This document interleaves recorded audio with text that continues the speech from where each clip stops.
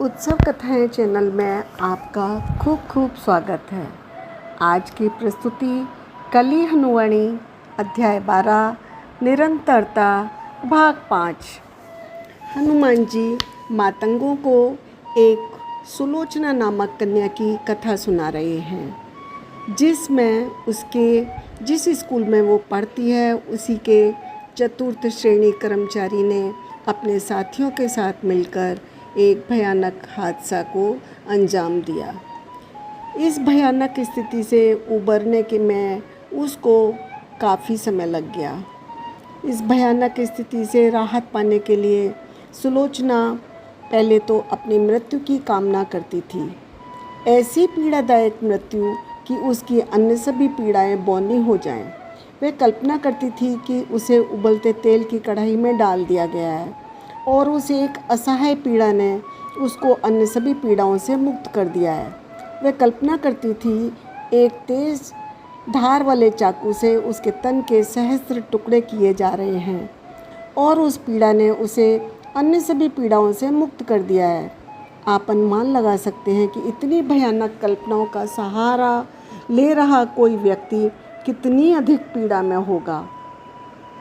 आप उन प्रियजनों की पीड़ा का तो अनुमान भी नहीं लगा सकते जो अपने प्रियजन को तिल तिल कर मरते देखते हैं और कोई सहायता भी नहीं कर पाते। कोई भी चिकित्सक इस अवस्था को ठीक नहीं कर सकता, क्योंकि समस्या आत्मा में है, भौतिक अथवा मानसिक कायाओं में नहीं। सुलोचना के माता पिता ने सब कुछ करके देख लिया।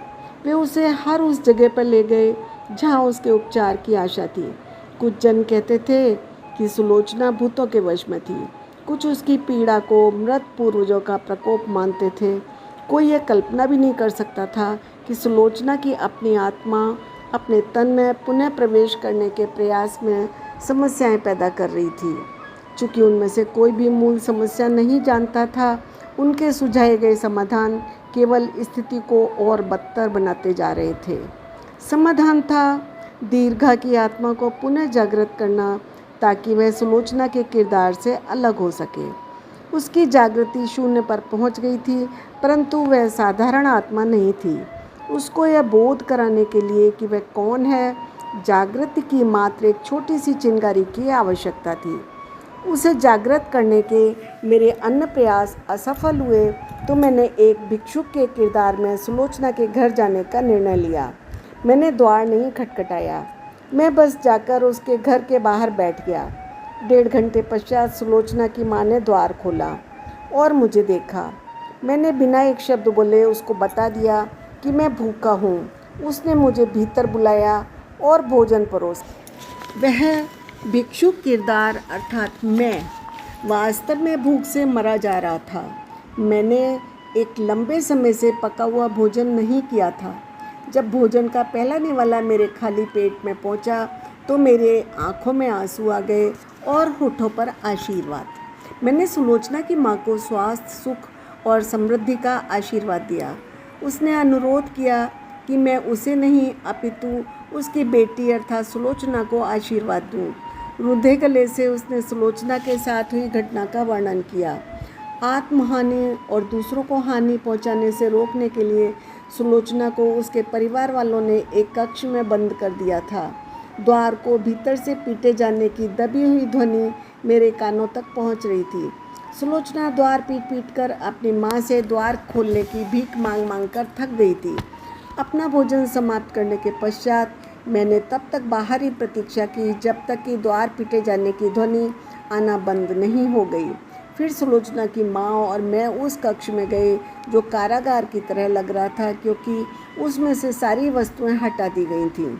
सुलोचना भूमि पर ही सोई हुई थी और विचित्र सपने देख रही थी। सुलोचना और दीर्घा दोनों की आत्माएं स्वप्नलोक में थीं। मैंने सुलोचना की मूल आत्मा को स्वप्नलोक में व्यस्त रखने के लिए आकाश के देव इंद्र और समय के देव काल की सहायता ली। कुछ ही समय पश्चात सुलोचना का किरदार नींद से जागा तो उसमें केवल एक आत्मा थी, दीर्घा की आत्मा। दीर्घा मुझे जानती थी। मैंने दीर्घा की आत्मा से संपर्क साधने के लिए सुलोचना की आंखों में देखा। इससे पहले कि संपर्क स्थापित हो पाता, उसके मन में विचारों का शोरगुल शुरू हो गया। एक पल के लिए उसने मुझे शांति से देखा, दूसरे ही पल वह चौंक कर उठ बैठी। उसने एक दृष्टि अपनी माता की ओर डाली। उसने समझा कि मैं कोई झाड़ फूँक करने वाला प्राणी था। उसने अपने हाथ जोड़े और सिर झुका लिया। पता नहीं वह प्रणाम कर रही थी अथवा यह जता रही थी कि वह झाड़ फूँक करने वालों से तंग आ चुकी थी। आप कौन हो बालिका? मैंने रहस्यमय स्वर में पूछा। सुलोचना, तुरंत उसने उत्तर दिया और अपनी माँ की ओर असमंजस भरी दृष्टि डाली। मैंने उसकी माँ से पानी लाने का अनुरोध किया। जब वह पानी लाने के लिए कक्ष के बाहर चली गई तो मैंने पुनः रहस्य भरे स्वर में कहा, आप सुलोचना नहीं हो, आप दीर्घा हो।